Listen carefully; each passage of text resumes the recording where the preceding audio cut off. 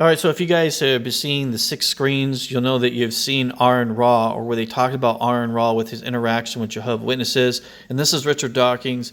And then just so you guys understand, Aron Ra is very well known in the community of the atheist community, and he's also very well known in the scientific community.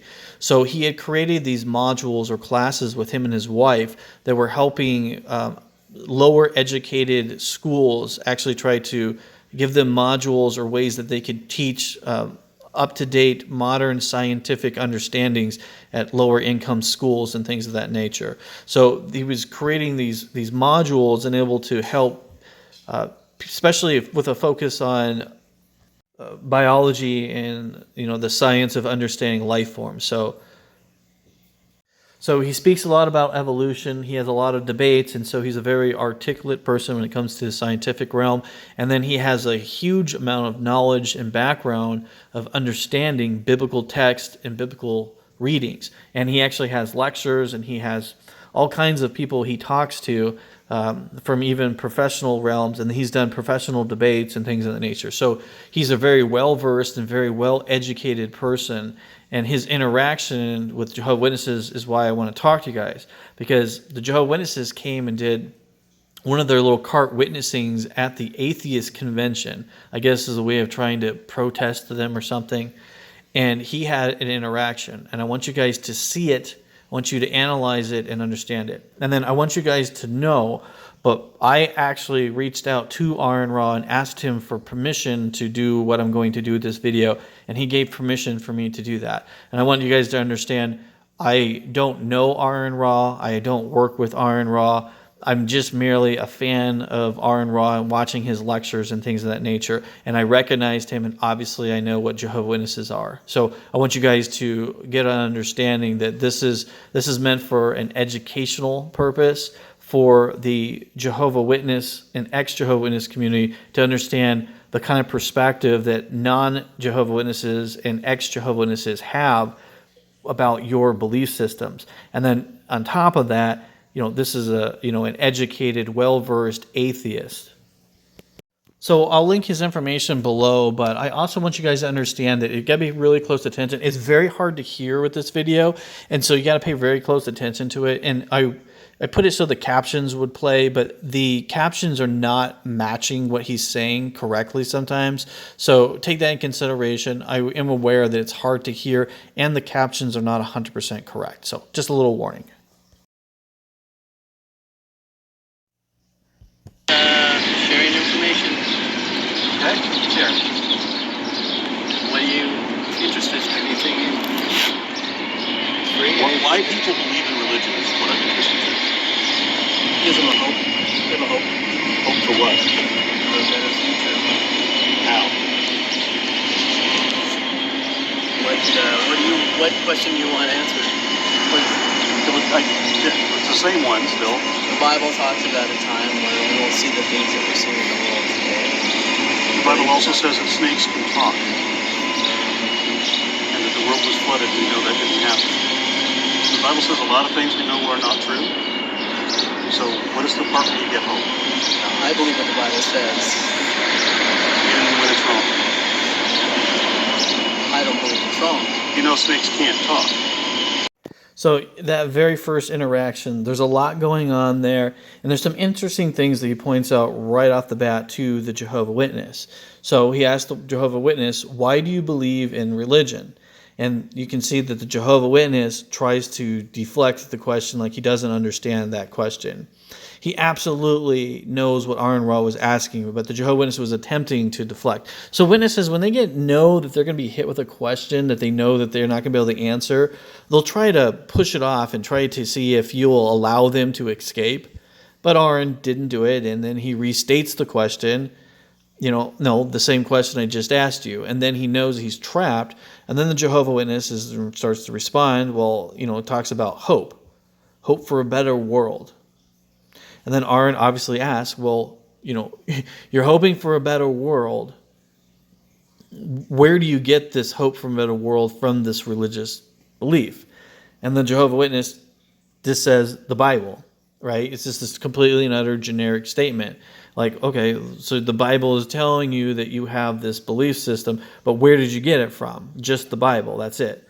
And then Aaron then obviously takes the approach of asking him, okay, so you're assuming that something is correct, but yet at the same time, you know the same thing that you're saying is correct is telling you things that you know are physically not correct.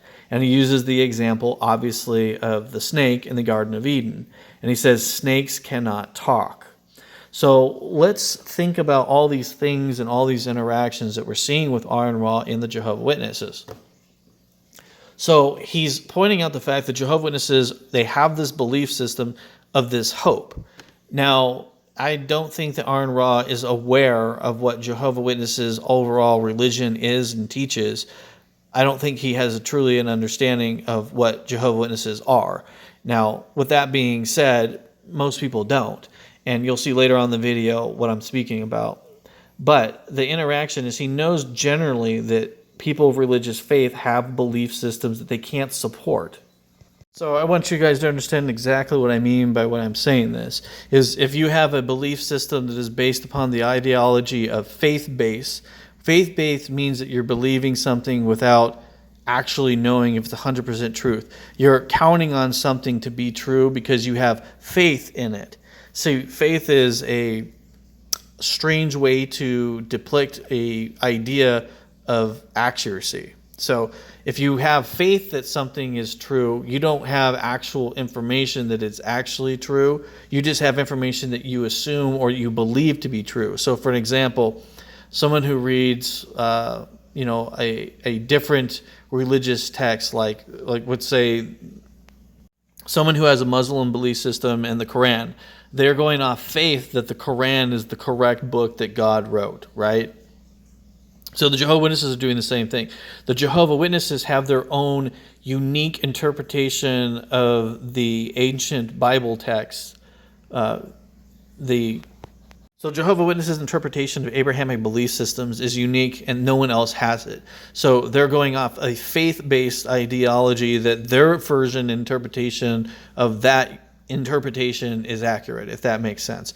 So I want you guys to understand the reasoning behind the questioning that he's doing to this Jehovah Witness. And the reason why he talks about the snake, and he will show you in a moment, is he's going to talk about unique body parts that the snake does not have that doesn't allow it to have human speech. And he's going to point that out to the person who's claiming that the snake does talk like a human. And if you don't believe in magic, then how is that possible? There's no way for a snake to talk. They have a glottis. I mean, they don't have vocal cords. There's no way a snake can talk. Magic is not real. So, magic fruit, blessings, curses, they're both positive or negative enchantments. Enchantments are magic. So is waterbending, necromancy, all of that stuff's in the Bible. The Bible talks about a lot of magic. It talks about wizards, talks about blessings, curses. So where's the hope part? What are you hoping for? So, as you can see, he asked the Jehovah Witness some simpler questions. Like, do you believe in magic? And he says no. And then he starts naming off all the different magics that are in the Bible. And he's pointing out the contradictory nature of the Jehovah Witness mindset. So the Jehovah Witness mindset is that magic isn't real, but yet the Jehovah Witness is claiming that magic is real because the Bible says it's true. But then it's saying at the same time, the Bible isn't true by saying it is true by saying that magic doesn't exist. Now, you can see that these are two contradictory ideas or hypotheses. They cannot exist in both planes and be correct. They are contradictory by nature.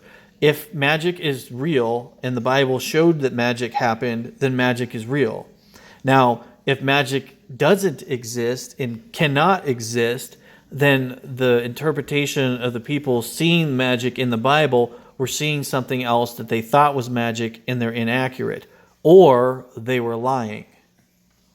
And then he goes back to the original question, why do you believe this stuff? And he's like, because of the hope. I have hope. And he says, well, where do you and how do you get hope from believing in magic in this world that you know magic doesn't exist. So he kind of calls him out on it. It's like, well, you said magic doesn't exist because you don't see magic in this world. This world's based on reality and science. But then you're going to tell me you believe in magic for something better than the reality of the world you exist in. And you can see how uncomfortable this man is with this conversation, because he doesn't know how to interact with somebody who's calling him out on his flaws, basically. So he obviously has theological flaws in his belief system, and he doesn't know how to articulate those flaws, because he doesn't even realize he has those flaws, because he believes himself to be flawless. And then some random stranger comes up to him and in 30 seconds blows his whole ass away. Yeah, this is a very uncomfortable feeling for someone who has such a high opinion of themselves, and someone who believes that they found the one true God amongst all the other gods, and that God is inspiring them, and that no one can convince them otherwise. And then in 30 seconds, he gets his ass blown away by somebody using common sense. This is a very uncomfortable thing for a Jehovah Witness. You want to read the scripture in the Bible that talks about the hope plea? Well, I do Bible study every week. I haven't seen anything that I could possibly interpret as hope for someone. So where is that? Well, that's why I asked. Like in Revelation 21, 3 and 4, it talks about a time when the things that we see existing in the world today don't exist. So I'm going to read this verse that this guy's referring to, which is Revelation 21, 3 through 4. Now, I don't believe this version is going to be completely accurate to the Jehovah Witness Bible, because the Jehovah Witness Bible is not accurate to any other Bible, because they just made up random things. So I just, guys, want you to understand, I'm reading this based off more Christian-based Bibles, and I just want the audience to be aware of that, because there will be different terminologies. But since Jehovah Witnesses are using the original text and then altering them, I'm going to use the original text the way that they are intended to be read, rather than the weird format that Jehovah Witnesses make, just so that we can have an argument based on the actual argument and not what Jehovah Witnesses have created based on that argument, if that makes sense. And I hear a loud voice from the throne saying, "Look, God's dwelling place is now among the people, and he will dwell with them. They will be his people, and God himself will be with them and be their God. He will wipe every tear from the eyes. There will be no more death or mourning or crying or pain, for the old order of things has passed away." All right, so I'm just playing. This is person, or the writer is talking about heaven.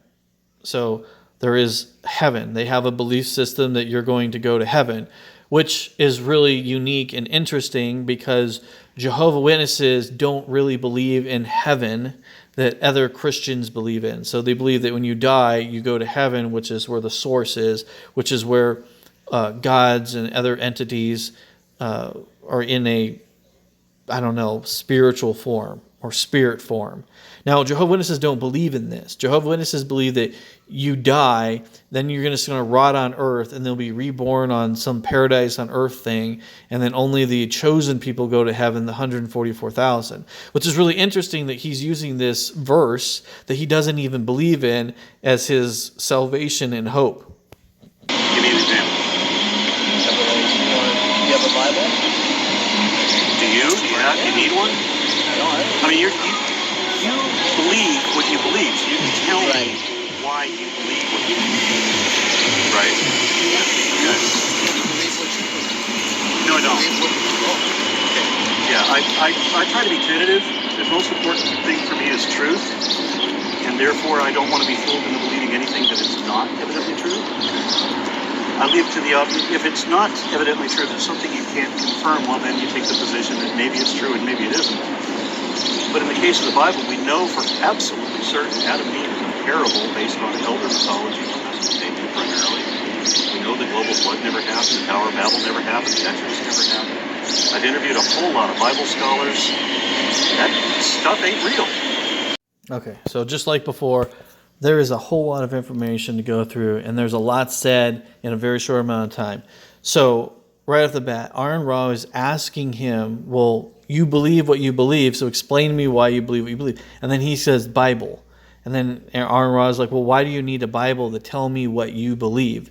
So this is the number one reason I wanted you guys to see this, is this Jehovah Witness doesn't know what he believes in.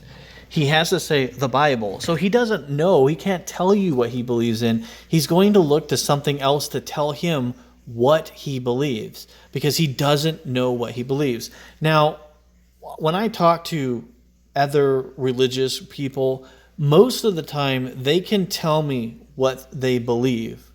They don't have to sit there completely blank stared, confused, and scared.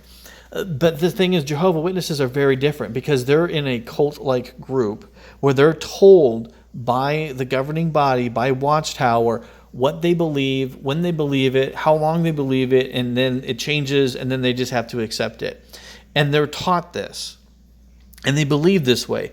They honestly do not know what their own belief systems are. And they are so uneducated about their own beliefs, or even the religious belief system that they claim to have, that they don't even acknowledge what their belief systems are. They will tell you, read it in the Bible or go look it up on the webpage, because they can't answer any actual question, because they don't know the answer, because they don't know what they believe. They're like a motherboard with no information on it. It's a hard drive with no data. I should have said a motherboard with no power, because that didn't make sense. So I'm just going to throw that out there, guys. But anyways, so then the other guy comes in. It was really hard to hear what he says, but he tells Aron, he says, you believe in what you believe. And then Aron goes on his, no, I don't. I believe in, something that's scientifically accurate, or that I can prove something. Because Aron's argument is, I don't just believe things because I want to believe them, because my parents taught me to believe them. He believes things because they're evidently true or not true. So he's looking for actual physical evidence to support the belief system that he has, that something is true. 1 + 1 = 2, Aron Ra would say. Witnesses would say 1 + 0 = 2. Because they believe it on faith, because there's a holy scripture, or there's a holy man that told them. So there's two completely contradictory systems here of belief. And Aron Ra was bringing the opportunity to let the witnesses understand that I don't share your belief system on how you think information should be acquired. My information is acquired through testing. If I can test it and it's true, then it's true. If I test it and it fails, then it fails. But if I don't get an answer, or I don't have an answer, then I can go either way, because I don't know. And I'm not afraid to say, I don't know. And that's the thing that he's trying to tell them. They're dealing with absolutes.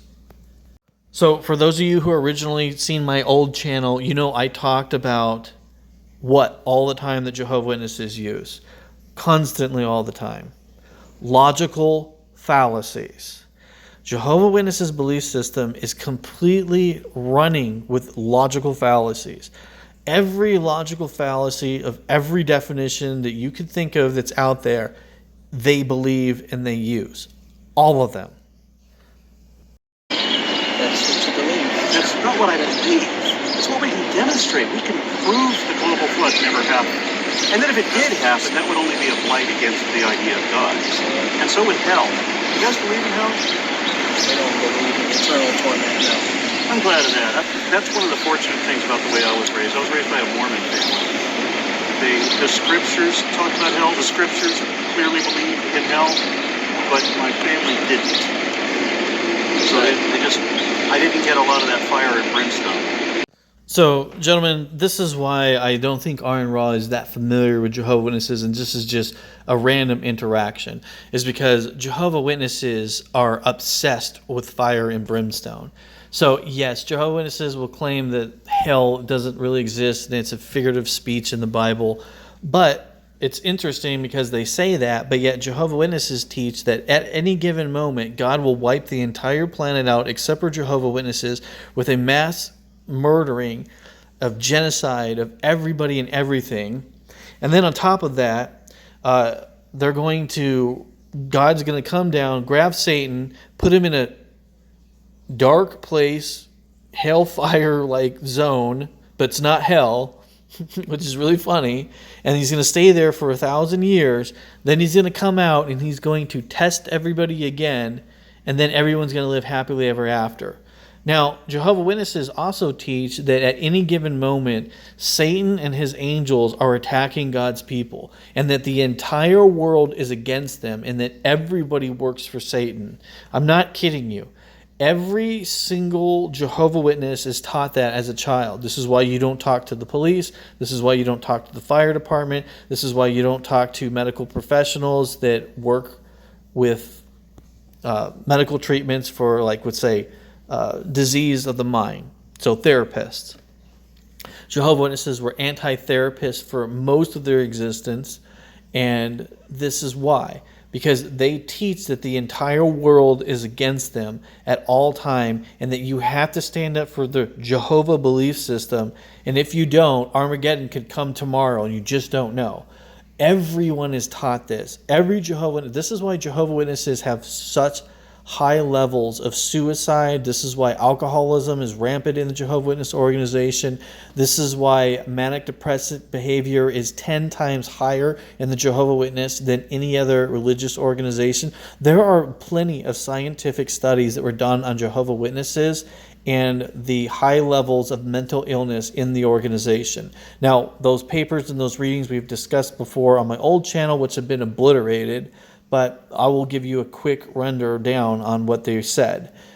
They said that they do not know if there is a correlation exactly because Jehovah's Witnesses attract people of mental illness or if they cause the mental illness. And so they haven't been able to determine which it is. But they said that people who have schizophrenic behavior is 10 times higher in Jehovah's Witnesses than any other religion. And they said, as far as the schizophrenic behavior, they said that there's another level of schizophrenia, which means now I'm just going to show you a little tiny part to give you an understanding what I'm talking about. This is a little clip from that reading. So it says, obviously, Jehovah's Witnesses, toward the middle here, it says, diagnosed and suffering from schizophrenia and nearly 4 times more likely from paranoid schizophrenia. So that's what I was referring to. And just to give you a little further background and more education on this subject, that discovery is one of the reasons why Jehovah's Witnesses don't want you going to therapy, because therapists were finding that Jehovah's Witnesses belief systems are dangerous. Now, I'll give you a current example of this. Is I have a couple, a friend that are ex-members, or they were, I take it back, they were Jehovah's Witnesses that were going to therapy.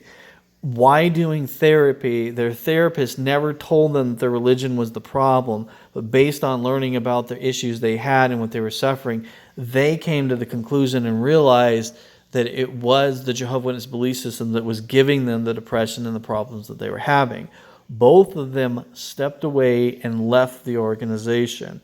And then after they did that, talking to their therapist, the therapist did say, but he didn't want to say it because he was worried about the way they would react to it, that the therapist was explaining to them that the way this culture is was causing these problems that they were suffering. So there you go. So that's one of the reasons why Jehovah's Witnesses don't like therapy, is because, well, when people tell you the truth and you don't want to hear it, and the truth is that your religion is the reason why you're messed up, that doesn't go well with people sometimes. Now, my wife, she was raised by a divided family, Catholic on one side, Protestant on the other, both telling her both sides of the family are going to go to hell with no justification whatsoever. And she had a problem recovering from that, coming away from that, because it gets so ingrained, the fear, the terror. Is wholly abusive. So I'm glad you guys don't believe in that. But you still believe the snakes can talk. That's the problem. Isn't it? We believe what the Bible says. Why? It's Why don't you believe what the Bhagavad It's- Gita says? It's truth. It's not truth. It's lies. That's your... No, it's demonstrable. The truth is what the facts are, what we can show to be true. We can show that the Bible is not true. How you do?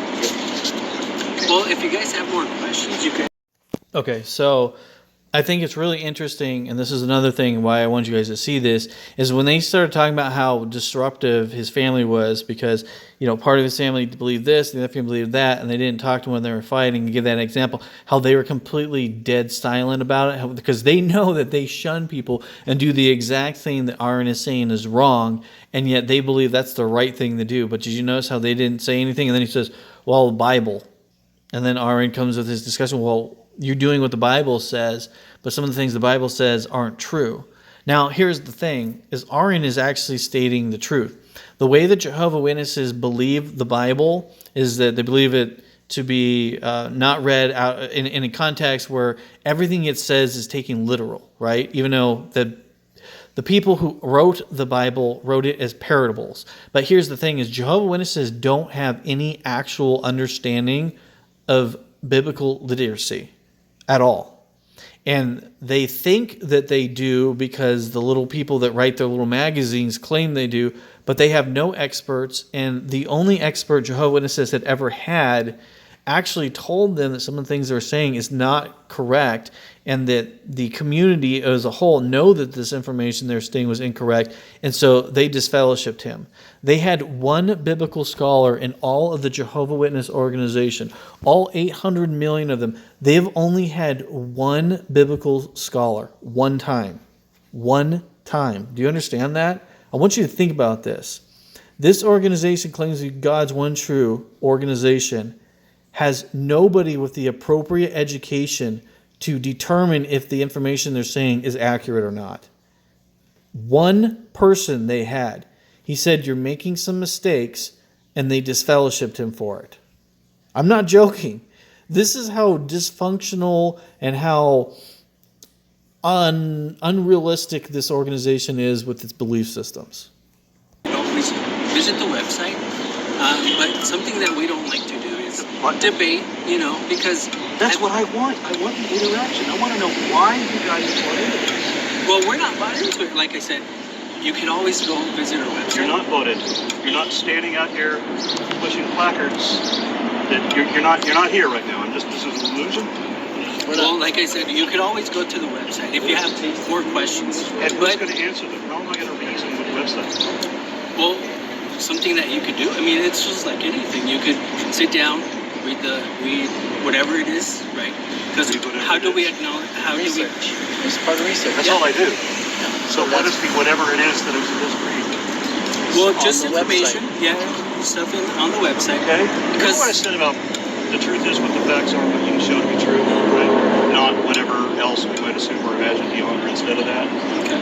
So every religion proclaims their collection of lies to be the absolute truth and the revealed word of one true God, even if they can't agree on who the God is. So none of that is true. They can't show, no religion can show that they are any truer than every other religion. Yeah, and here's the thing. We ourselves, right, as Jehovah's Witnesses, we don't try to enforce any man to believe anything. Right, as Jehovah's Witnesses, we don't try to enforce any man to believe anything. Right, as Jehovah's Witnesses, we don't try to enforce anything. Yeah, did you catch that? See, this is the thing that gets to me about Jehovah's Witnesses, that they will blatantly lie to you if they think they can get away with it. We don't enforce anything. If you do not follow the rules that the governing body gives to you in the Jehovah's Witness religion, you will be excommunicated by your mother, your father, your grandparents, your own children, your grandchildren. The entire community will turn their back on you, and they will tell you that you're better off dead. So this is a blatant lie. They are blatantly lying to Aron Ra that they do not enforce their belief system. They absolutely force this on you. And when you're a witness and you don't listen to what the watchtower and what the elders are telling you, your parents will beat the shit out of you. Abuse is rampant in the Jehovah's Witness organization. Child abuse is absolutely rampant in this organization. Child CSA is rampant in this organization. Now, the other thing that's really, really interesting is how they don't ever want to have a discussion. You see what Aaron was saying? Well, I want to know what you believe and how you believe it, and how they would not say what they believe in. They would just give they would try to divert the question because they don't have an answer. Well, you can go to our website, and then the way they try to word it, well, if you want to know, you can go to the website, but we don't want to have a debate. Well, of course you want to have a debate. They're standing outside an atheist get-together with their anti-science magazine, which states that science is not real. So for those of you guys who don't know what I'm talking about, those magazines that those people have, that they show in the very beginning of this interaction, those actual magazines are stating scientific facts don't exist. I'm not kidding. For an example, was life created? The origins of life. Now, I'm pretty sure it's the origins of life. The definition that they use for, get this, evolution isn't even the definition of evolution. They use the definition of abiogenesis. This is how poorly constructed their arguments are. This is how ignorant these people are to scientific truths, that they're going to tell you things that you don't know, and they put in there as if they're talking to real scientists, and real scientists don't believe that some of these things are in there. And one of the things they quote is from a supposed scientist that doesn't believe in evolution. Now, when you go back in the magazine and you actually take where they got the information from, you'll find out that this is a random person who writes scientific articles, right? But this person, and this is the best part, is a Satanist, okay, who talks about using cults and mediums and other things of that nature, is a cultist. So, and that person's not a scientist. They were a paid writer for some kind of scientific magazine or article, but it wasn't an actual scientist. And they claimed that this person was a biologist, and this person didn't believe it. Now, one of these magazines also stated, somebody said something about not believing in evolution and was some kind of evolutionary biologist. And this is a long time ago. I went and contacted that individual at the university and asked them about this. And his email response back was, I settled this out of court with the Jehovah Witnesses. They took what I said out of context. And that was it. Yeah, shit you not. So, for shits and giggles, one time I went through the magazines that are in front of us, and it's the yellow one, the Origins of Life. And I went and I figured, let me go see if I can find some of the scientific inaccuracies, because I was doing a study with somebody. I shit you not. I believe the count that I got to before I stopped was 101 or some 102 inaccurate statements. And this, I mean, think about, dude, this is like what, 10 or 12 pages long? And it had that many inaccurate statements. Like, there wasn't a single paragraph, I think, that was in here that didn't have a lie. Not one. So, I mean, we respect your opinion. We do. So, I mean, if you don't believe in the Bible, it's okay. I believe in reason, so that means I want to reason with you. All right. Well, the thing we don't do is we don't try to debate. Right? If you would like to sincerely acquire some other more knowledge, I can actually sit with you on one of the tables and we can talk. You know, I can show you the scriptures, what the Bible says. If you can find a quiet place to do that, I'd be happy to do that. Yeah, we can do that if you like. Would you like that? Yeah. All right, sounds good. Let me just give them instructions. What? Okay, so I hope you guys understand what the purpose of why I was doing this was. So I wasn't trying to say that atheists and Jehovah's Witnesses need to go head to head. I was just using this particular atheist that I am aware of and know who he is. And I wanted to explain the interaction he had with Jehovah's Witnesses so that people dealing with Jehovah's Witnesses can have an understanding of what they're looking at and the ideas and mentality that Jehovah's Witnesses have. They think that they're right and that everything you say is wrong, right? That's their belief system. If you show that you have any understanding whatsoever about biblical history or biblical knowledge, they will crumble instantly because they don't have it. They are taught that they know everything is right, and as soon as you show anything that is contradictory to what they believe, or if you show the fact that they're using a logical fallacy, they will revert and try to run. They will say, well, we don't debate. Well, you have your opinion, and then we have our belief, and you have your belief. They're going to try to get out of the conversation because they're scared. Jehovah Witnesses don't know their own belief systems. They don't know what they're saying to you. They don't have any understanding of what they believe. They are told and they are educated at the Jehovah Witness meetings. They're told and given scripts, and those scripts make sense only to Jehovah Witnesses. And they act like those scripts work all throughout the world. Nobody joins the Jehovah Witnesses except for the very few people who are born into it. Their retention rate is 60%. 60% of people leave the organization. Their retention rate at the age of 18, more than 60% of Jehovah Witnesses realize that this is fake. So more than half of all Jehovah Witnesses born in this organization leave, and they realize it's a cult. That's how pathetic their arguments are. And this is what little understanding that they actually have about the real world. And this is why Jehovah Witnesses really, really struggle when they come across anyone who is articulate, or intelligent, or has a background about the subject matter they claim to have backgrounds about. Because they don't. They have their own made-up fictitious books. They have their own made-up Bible. They have their own made-up history. I mean, these people believe that the end of the world happened in 1914. And then when it didn't happen, then they changed it and said it was the end of the generations. And then it was 1975. They have predicted the end of the world more than any other Christian organization on the planet. And that used to be in Wikipedia. You used to have a graph that would show you all the failed predictions. But Jehovah Witnesses used their money and capital and had them remove it through a lawsuit. So with that being said, I don't remember what the lawsuit was.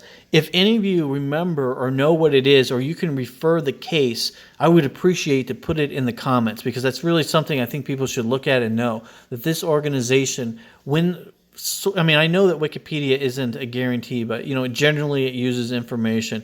But even Wikipedia bowed down to Watchtower's financial gangs when it came after them, because they use their money to bully people and to get their way. That's what the organization does. It's a huge front for money laundering. So remember, folks, I'm not trying to put atheists against Jehovah Witnesses. I'm not trying to put atheists against Christians. I wanted to show you that Jehovah Witnesses, when they interact with people, even people who don't know anything about Jehovah Witnesses, if you use factual information with them, they will instantly crumble and all their arguments will fall apart. And that's really what I wanted you guys to show, and I want to make an emphasis on. Jehovah Witnesses have a belief system and an ideology that isn't based in any factual information in any form or manner. And if you hold them accountable with facts, they will instantly crumble and retreat.